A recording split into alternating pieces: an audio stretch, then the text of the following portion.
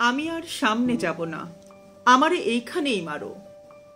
খোকা মুজিবের বাল্যের সখী, স্নেহার্দ্র রেণু, হাসিনা কামাল জামাল রেহানা রাসেলের রত্নগর্ভা, ৬ দফার দূত, ৬৯-এর পথ প্রদর্শক, বঙ্গবন্ধুর সর্বংসহা, বাঙালি জাতির মাতা বঙ্গমাতা শেখ ফজিলাতুন্নেসা মুজিবের জন্মদিনে সশ্রদ্ধায় স্মরণ করছি। ১৯৩০ সালের শ্রাবণ দুপুরে গোপালগঞ্জের টুঙ্গিপাড়ায় জন্মগ্রহণ করেছিলেন এই মহীয়সী নারী।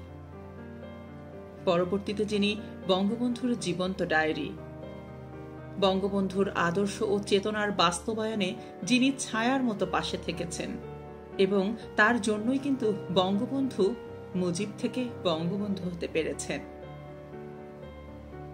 বঙ্গমাতা শেখ ফজিলাতুন্নেসা মুজিবের জীবন চর্চা এবং তার আদর্শকে অনুসরণ করলে আমরা দেখতে পাই তিনি কতটা সহজ সরল, নির্ভীক, সাহসী, দৃঢ়চেতা একজন নারী ছিলেন।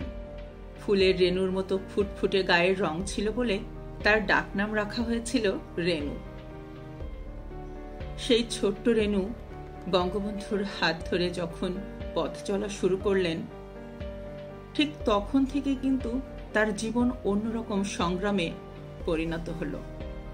জীবন সংগ্রামের এতটা পথ পাড়ি দিয়ে শেষবেলায় যখন তিনি স্বাধীন দেশে বঙ্গবন্ধুর স্বপ্ন বাস্তবায়নে কাজ করতে চেয়েছেন, ঠিক তখনই অমানিসাই ছেয়ে গেল।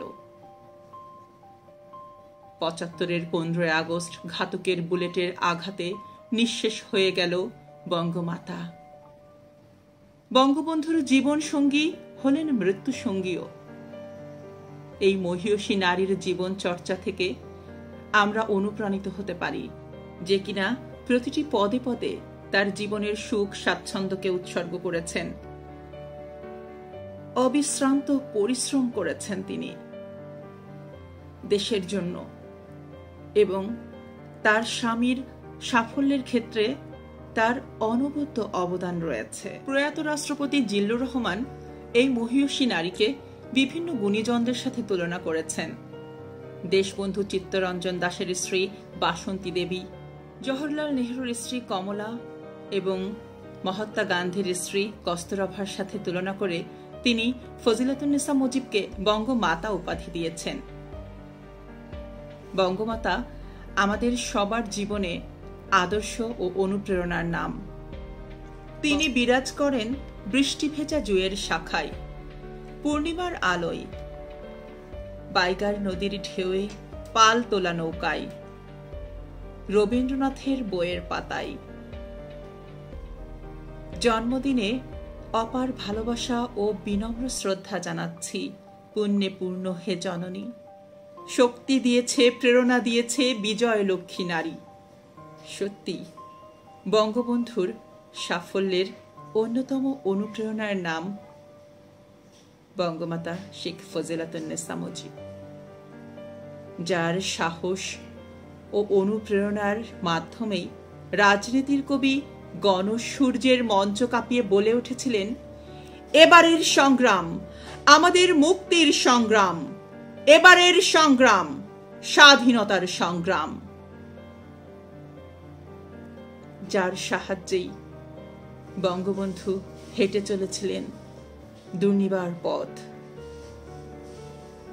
বঙ্গমাতা শেখ ফজিলাতুন্নেসা মুজিবকে আমরা যতই তার আদর্শকে লালন করি, ঠিক ততটাই আরো গভীরে যেতে থাকি। এ মহীয়সী নারীর জীবনচর্চা আমাদেরকেও অনেক বেশি সমৃদ্ধ করবে বলে আশা করছি। এতে করে আমাদের সমাজ, আমাদের দেশ অনেক বেশি এগিয়ে যাবে। পরিশেষে বঙ্গমাতা সহ 15 আগস্টে সকল শহীদদের প্রতি বিনম্র শ্রদ্ধা জানাচ্ছি। আল্লাহ রাব্বুল আলামিনের কাছে তাদের মাগফিরাত কামনা করছি। আল্লাহ রাব্বুল আলামিন তাদেরকে জান্নাতবাসী করুন। বঙ্গমাতার সাহসী নির্ভীক পদচারণাকে অনুসরণ করে বঙ্গবন্ধুর আদর্শকে ধরে রেখে আমরা সমৃদ্ধশালী বাংলা গড়তে পারি। আমরা তাদের সুযোগ্য উত্তরসূরি মাননীয় প্রধানমন্ত্রী জননেত্রী শেখ হাসিনার হাতকে শক্তিশালী করতে পারি। আসন্ন নির্বাচনে বঙ্গবন্ধু কন্যাকে ক্ষমতায় রাখার জন্য আমরা আমাদের ভোটটি নৌকায় দিতে পারি। পরিশেষে আমার এই আহ্বান থাকবে সবার প্রতি যে আসুন আমরা একজন ব্যক্তি মানুষ যেন বাংলাদেশের পক্ষে স্বাধীনতার সপক্ষে কাজ করতে পারি। জয় হোক বাংলার, জয় হোক বাঙালির, জয় হোক বাংলার মেহনতি মানুষের। জয় বাংলা, জয় বঙ্গবন্ধু।